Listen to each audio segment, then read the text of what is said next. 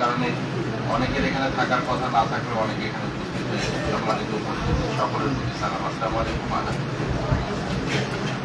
বিষয়টা আসলে আমাকে অনেকভাবে হয়তো বা অনেক বড় মাপের মানুষ মনে করা হচ্ছে। আসলে আমি নিজেকে ওই রকম ভাবি। আমি অতি সামান্য মানুষ, আমার অবস্থানটা খুবই ক্ষুদ্র। আমি আমার দু একটা বক্তব্যে সবসময় বলার চেষ্টা করেছি যে ক্ষমতা চিরস্থায়ী নয়, কিন্তু ব্যবহারটা চিরস্থায়ী। আমি যে অনেক বড় মাপের মানুষ, এটা আমি যতটুকু আমার ব্যবহারে প্রদর্শন করতে যাব, সেটা যদি আমার কর্মের দ্বারা প্রদর্শিত হয়, সেই বিষয়টা কিন্তু আরো বেশি করে মানুষের কাছে গ্রহণযোগ্য নয়। আমরা কিন্তু যখন ক্ষমতা পাই তখন কিন্তু আমরা অনেক কিছু ভুলে যাই। আমাদের সবার আগে যেটা পরিবর্তন হয় আমাদের আচরণে।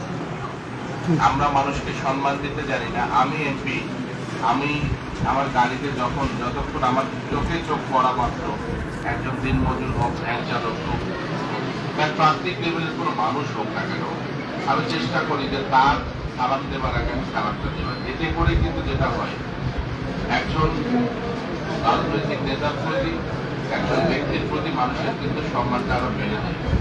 আমি প্রথম যখন গাড়ি নিয়ে আসলাম নতুন এমপি হওয়ার পর, এত মানুষ আমাকে কখনো সালাম দিত, কিন্তু এমপির গাড়ি দেখলে এখন কিন্তু অসংখ্য মানুষ হাতটা তোলে। আমার গাড়ির ভেতরে কিন্তু গ্লাস থাকার কারণে, অনেক সময় পেপার গ্লাস থাকার কারণে, বা আমাদের সূর্যের আপনাদের একটা রিফ্লেক্ট হয়, গাড়ির ভিতরে কিন্তু অত সহজে ভালোভাবে দেখা যায়।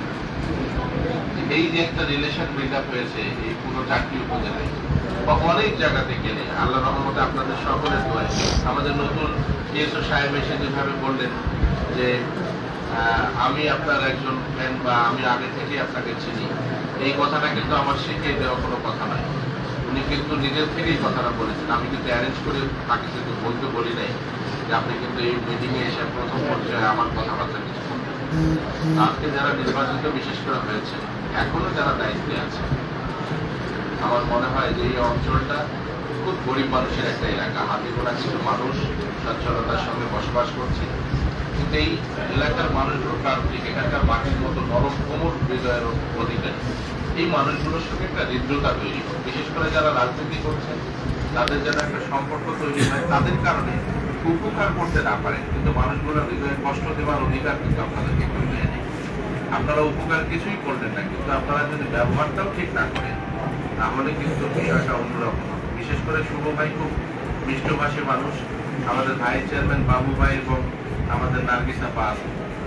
আমি বিশেষ করে আপনাদের তিনজনের কাছেই যেটা প্রত্যাশা করি, সেটা হলো যে এই এলাকার সংসদ সদস্য যেভাবে মানুষের সঙ্গে বেশি, আপনারা যদি সত্যিকার অর্থে আমার ভাই হন, আমার কর্মী হন, কারণ আমার মনে হয় এই উপজেলা পরিষদের বিগত সময়ের যে সমস্ত কলঙ্ক রয়েছে, গ্লানি রয়েছে, অসঙ্গতি রয়েছে, আমাদের যে নির্বাহী অফিসার, আমি তো খুব অলপ করে বলতে পারি এবং আমি দু একটা জায়গায় ইতিমধ্যে কথাও বলেছি, বাংলাদেশে আশ্রয় প্রকল্পের শেষ ধাপের যে কাজগুলো এখন হচ্ছে, তার মধ্যে ঘোড়াঘাটের বর্তমান নির্বাহী অফিসারের আন্ডারে যে আশ্রয় প্রকল্পের আমরা যে ঘরগুলো করছি, এটা আমার মনে হয় যে সারা বাংলাদেশে আমরা চ্যালেঞ্জ করে বলতে পারি যে এর মতো এত মজবুত ঘর আমরা কোথাও পাই।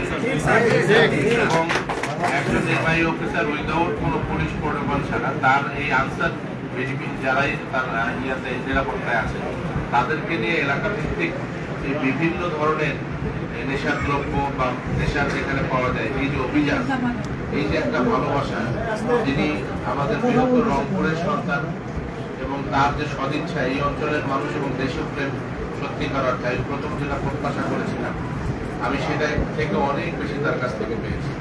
সেক্ষেত্রে আমি যেটা মনে করি এবং বলতে চাই, আমাদের এখানকার নির্বাহী কর্মকর্তা যেহেতু এত উদার চিত্তে এই অঞ্চলটাকে ভালোবেসে, এই অঞ্চলের মানুষকে ভালোবেসে এত রিস্ক নিয়ে অনেক সময় অনেক ধরনের কার্যক্রম পরিচালনা করে যাচ্ছে, সেখানে উপজেলা পরিষদ তাকে এমনভাবে সহযোগিতা করবে যাতে করে আরো এই কাজগুলো অনেক বেশি বেগবান।